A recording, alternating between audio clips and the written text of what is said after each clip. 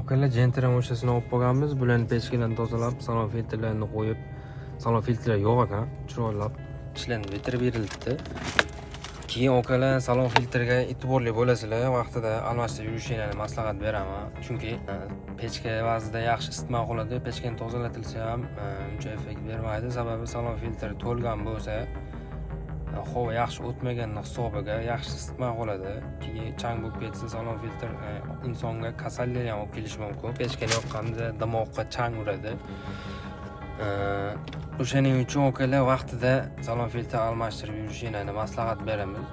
Keyin обязательно salon filtr bo'lishi kerak. Agar bo'lmasa, pechkaga havo o'tadigan yo'llariga chang to'lib, havo yaxshi o'tmaydi bo'lib qoladi. Keyin pechkani tozalatsangiz ham effekt bermaydi, chunki salon filtri yo'q.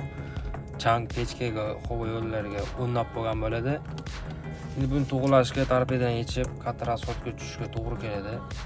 O'sha okalar arzimagan 25 ming so'm bilan salon filtri almashtirib, vaqtida chiroylab qaratib yursalar, xudo xolasa chiroyli xizmat qilaveradi mashinani.